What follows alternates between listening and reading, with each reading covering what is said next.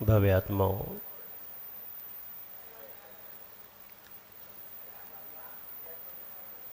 हम एक ऐसे संत के संबंध में बात कर रहे हैं जो दिगंबर था।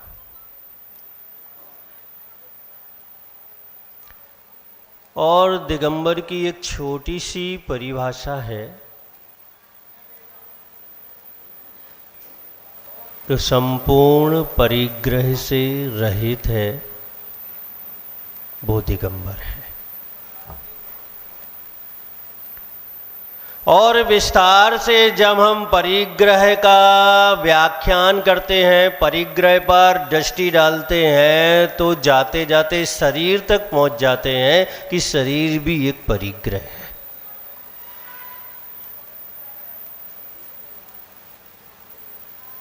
जब कोई दिगंबर बनता है तो उसे पाठ पढ़ाया जाता है। दिगंबरत्व की विशेषताएं बताई जाती हैं।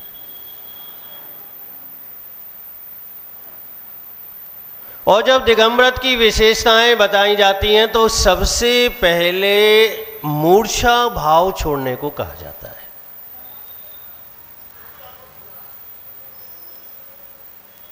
आसक्ति और अपने आप में संपूर्ण त्याग होता है, आसक्ति का त्याग। वस्तु हमारे इर्द गिर्द बनी रहे, लेकिन आसक्ति हमारे मन मस्तिष्क में दस्तक न दे पाए। और उस आसक्ति से जो रहित है उसे ही दिगंबर कहते हैं। आचार्य गणाचार्य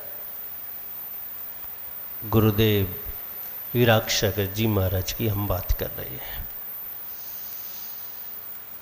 हम क्या बात करेंगे, क्योंकि आपने उन्हें जितने दूर से देखा है उतने ज़्यादा निकट से हमने उन्हें देखा है।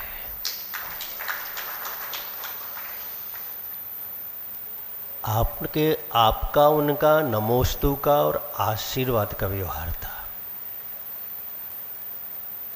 हमारा और उनका था हृदय से जुड़ा हुआ व्यवहार था।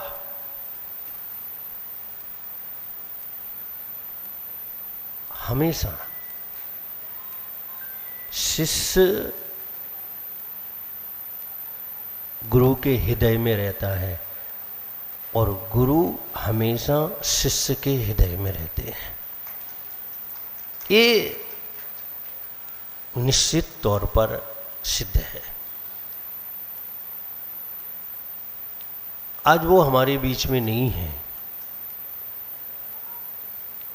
लेकिन मुझे वो घटना प्रति समय याद आती है जब मुझे सूचना प्राप्त हुई कि उनका स्वास्थ्य ठीक नहीं है।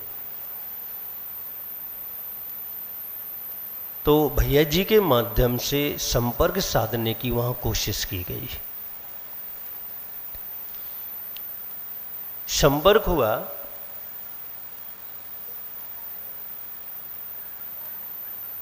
और जिस व्यक्ति के माध्यम से संपर्क चल रहा था उस व्यक्ति ने मुझसे कहा कि आप आचार्य श्री से कहो थोड़ा सा विकल्प स्वीकार कर ले। विकल्प का मतलब ये था कि दवा यानी इंजेक्शन ले ले। अब मैं कैसे कह सकता हूं, और गुरु के प्रति धर्मानुराग कह भी सकता है, क्योंकि हमने तो कल्पना भी नहीं की थी इतने शीघ्र उनका अभाव हमारे सामने आएगा, यानी उनकी पर्याय का अभाव हमारे सामने आएगा। फिर भी मैंने प्रयास किया, कहने की कोशिश की और कहा भी, लेकिन वो दृश्य मैं अभी तक नहीं भूलता। वहां पर समाज का अध्यक्ष, जिस स्थान पर रुके हुए थे उस स्थान का मालिक, और औरंगाबाद के 2 डॉक्टर और एक वैद्य जी उपस्थित थे। सब मेरी ओर देख रहे थे वीडियो कॉलिंग पर, मैं गुरुदेव की ओर देख रहा था, और मैं दबी जबान से उनसे निवेदन कर रहा था कि ये जो कह रहे हैं, अगर ऐसा कर भी लेते हैं तो क्या। बस इतने शब्द मैं बोल पाया कि उन्होंने धीरे से मेरी ओर, क्योंकि वो वीडियो कॉलिंग की ओर नहीं देख रहे थे, सुन रहे थे मात्र, और वो दृश्य मैं आज तक नहीं भूला। उन्होंने धीरे से चेहरा उठाया और मुख से कुछ भी नहीं कहा, सिर हिला के इशारा किया कि ऐसा नहीं होगा। ये जो साहस था, ये धैर्यता थी, ये गंभीरता थी, ये अद्भुत थी।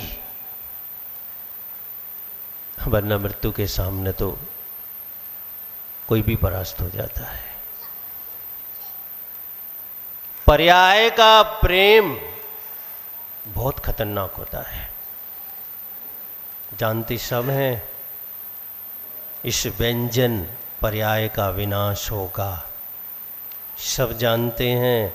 ये स्वभाव व्यंजन नहीं है, ये विभाव व्यंजन पर्याय है, सब जानते हैं। लेकिन पर्याय से जब राग हो जाता है, पर्याय का राग हृदय में बैठ जाता है, तो मृत्यु को भी परास्त करने की इच्छा होती है। ऐसा लगता है यमराज मेरे सामने आ जाए तो यमराज को ही समाप्त कर दूं। ये पर्याय का प्रेम है। और दिगंबरों के लिए आगम ने प्रारंभ से एक ही उपदेश दिया है कि प्रेम तो करना, पर्याय से मत करना, द्रव से प्रेम करना। उन्होंने कहा कि दृष्टि तो रखना, लेकिन द्रव पर रखना, और पर्याय पर दृष्टि पर्याय की ही रखना। विनोद जी, पर्याय दृष्टि कौन होता है? पर्याय दृष्टि वो नहीं होता जो पर्याय को पर्याय की दृष्टि से देखता है। पर्याय दृष्टि वो होता है जो पर्याय को द्रव दृष्टि से देख लेता है।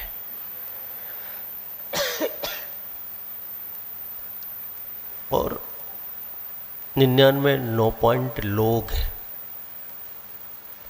पर्याय को द्रव दृष्टि से देखते हैं कि ये द्रव है, और कौन सा? आत्म द्रव है। भव्य आत्माओं, दिगंबर बनने का मतलब ही है कि पर्याय से राग छोड़ना, पर्याय के संबंधियों से राग छोड़ना, पर्याय की व्यवस्थाओं से राग छोड़ना।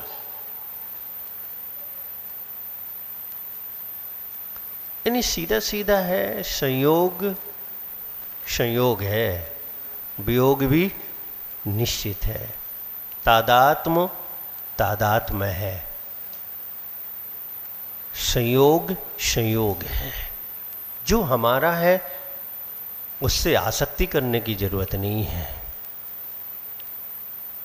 पंकज जी, कभी आपको अपने ज्ञान से आसक्ति नहीं हुई होगी, अपने बच्चे से जरूर आसक्ति होगी, ज्ञान से आसक्ति नहीं होगी, क्योंकि वो आपका है। शैलेश जी, वो आपका है। और आप देख लेना, पूरे छद्मस्त जीवन में किसी व्यक्ति को अपने गुणों से आसक्ति नहीं होगी। आसक्ति किससे होगी? पर्याय से, पर्याय के संबंधियों से आसक्ति होगी, क्योंकि अज्ञान के पीछे भय होता है। अज्ञान के पीछे क्या होता है? भय, छूटने का। और जहां छूटने का भय होता है वहीं आसक्ति आती है, वहीं राग बढ़ता है, वहीं और गहराई से राग पहुंचता है। दिगंबरों को जब हम लोग दीक्षल रहे थे तो गुरुदेव ने 3 बातें कही थी। सभी को समान समझना। अब नए नए थे, नहीं समझते थे सभी को समान कैसे समझना है। पूछा कैसे? बहुत सरल उत्तर दिया कि समान व्यवहार से सभी को समान समझना। अब तुम्हारे जीवन में कोई गरीब नहीं है, कोई पैसे वाला नहीं है। तुम्हारे जीवन में कोई तुम्हारा नहीं है, कोई पराया नहीं है। चाहे जैन हो, चाहे जैनेतर हो, चाहे मनुष्य हो और चाहे त्रियंच हो, चाहे नारकी हो और चाहे वो देव हो, तुम्हारा समान व्यवहार होना चाहिए। यही दिगंबरत्व का धर्म है। उन्होंने सबसे पहले हम लोगों को ये बात सिखाई थी। उन्होंने सिखाई थी, सीखते सीखते बहुत वर्ष लग गए, लेकिन आज 100 में से 100% सीख गए कि अगर वो सूक्ष्म निगोदिया जीव भी जिसकी अंगुल के असंख्यात में भाग बराबर अवगाहना है, तो वो भी मुझे उसी तरह है जिस तरह मेरे गुरुदेव हैं। उसी तरह वो जीव आत्मा है, जिस तरह मेरे गुरुदेव जीव आत्मा थे उसी तरह वो जीवात्मा है। ये उनका उपकार है। दूसरी बात उन्होंने कही थी, मिलना और मिलाना, ये कभी मत भूलना। तो अब चावल में कंकड़ मिलाने वाली बात नहीं कही थी उन्होंने, विनोद जी। बो के तो आ गए होगी खेती, हाँ बो गई होगी जब फ्री हो गए आप। हम गए, इनके गांव से गुजर रहे थे, अपने खेत में ले गए, बोले ये मेरा खेत है। मैंने कहा बहुत बड़ी भ्रांति में हो पंडित जी, बहुत बड़ी भ्रांति। अब इस खेत को लाखों करोड़ों लोग कह के चले गए कि ये मेरा है, तुम ना पहले हो और ना आखिरी। कितनी पीढ़ियां बदलेंगी, कितने लोग बदलेंगे, कितने लोग अधिकार जमाएंगे और कितने लोग कहेंगे कि ये मेरा है, ये मेरा है, ये मेरा है। अब मुझे नहीं पता पंडित जी क्या समझे, समझ गए? ठीक बात है। भव्य आत्माओं, मिलना और मिलाना, मतलब उनका ये था अवृति श्रावक, जो सम्यक दर्शन से शुद्ध है, देवसास गुरु का भक्त है, वृत्ति श्रावक, नैष्टिक श्रावक, पाक्षिक भी मान लो, साधक भी मान लो, और दिगंबर मुनि। इनसे मिलते रहना और इनको मिलाते रहना। मतलब कहने का ये था कि वात्सल्य का खजाना बनना, कंजूसी मत करना। हम लोगों ने कहा अब कोई ना मिले हमसे तो बोले विमल सागर जी को, आचार्य विमल सागर जी को याद करना। वो छुल्लक जी को लेने चले जाते थे। कई जगह ऐसे प्रसंग थे, कोई आचार्य, कोई मुनिराज आचार्य विमल सागर जी को लेने नहीं गए, वो अपनी वसतिका में बैठे हैं। आचार्य विमल सागर ने पूछा, इस गांव में कोई साधु था, मैंने ऐसा सुना है। लोगों ने कहा हाँ महाराज वो आए नहीं आपको लेने। बोले मैं उनको लेने जाऊंगा। वो उनकी वसतिका में उनके पास पहुंच गए। ये आचार्य विमल सागर जी का पाठ था। उन्होंने ये सिखाया कि दिगंबरों से मिलना और मिलते रहना और अपने आप को मिलाते रहना उनसे।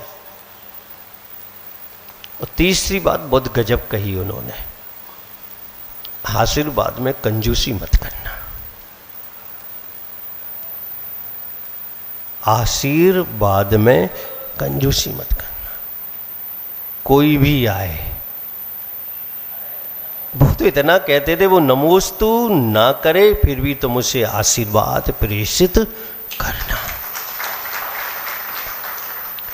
आशीर्वाद के लिए नमोस्तु की अपेक्षा नहीं है, आशीर्वाद के लिए वात्सल्य की अपेक्षा है, आशीर्वाद के लिए धर्मात्मा होने की अपेक्षा है, व कल्याण भावना की अपेक्षा है। ये तीन बातें हमेशा कहते थे वो। शुरू में तो हम लोगों ने ऐसे देखते थे क्या रहे हैं, बहुत वात्सल्य था। हम लोगों को उन्होंने ऐसे पढ़ाया जैसे KG1 के बच्चे को लोग पढ़ाते हैं। मैंने तो 95 की बात है, टीकमगढ़ वाचना चल रही थी, तो मैं तो एक दिन पहुंच गया। मैंने कहा महाराज मुझसे कुछ नहीं होगा, आप तो मुझे माला दे दो, ब्रह्मचारी था मैं, आप तो मुझे माला दे दो और मौन दे दो। तो उन्होंने कहा मैं माला भी दूंगा और मौन भी दूंगा, लेकिन पहले पढ़ाई करो, पहले अध्ययन करो। बोले अभी अध्ययन का समय है, अभी माला लेने का समय नहीं है, मौन लेने का समय नहीं, अभी तो सिर्फ अध्ययन करने का समय है। और बस उन्होंने हाथ तो नहीं उठाया और सब कुछ किया हमें पढ़ाने के लिए, हाथ कभी नहीं उठाया। आंखें क्या बताएं आपको, अगर आंखें ऊपर कर दी तो भूली हुई गाथाएं याद आ गई। हाँ, आप कभी आचार्य विश्व सागर के पास जाओ तो उनसे भी पूछ लेना, आचार्य विमर सागर के पास तो उनसे भी पूछ लेना, ये जो पहली और दूसरी पंक्ति उनकी रही है सबसे पूछ लेना।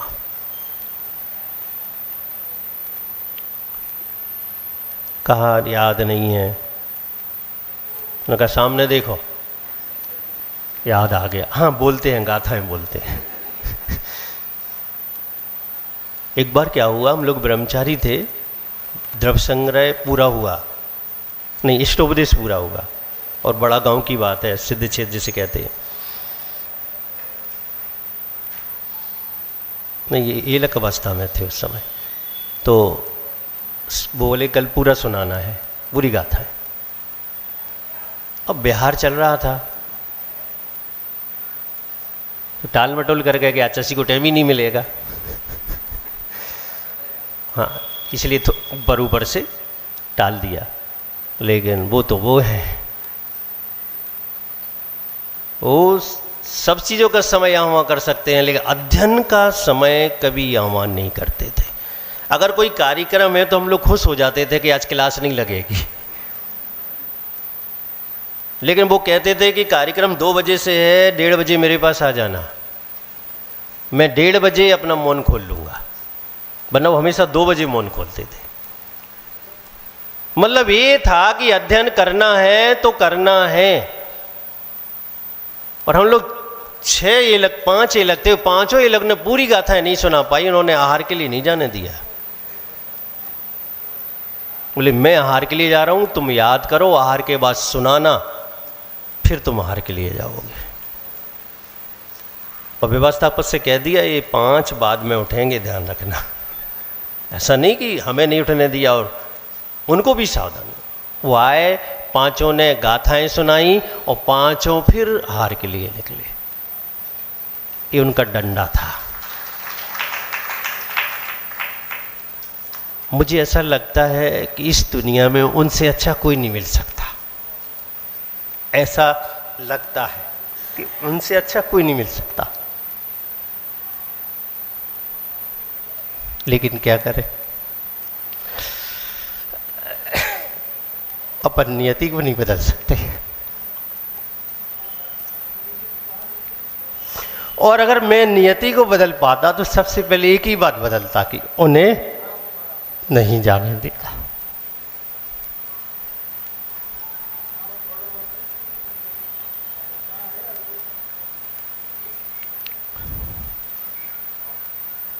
जय बोलिए गुरुदेव आचार्य शिवराज सागर जी महाराज की।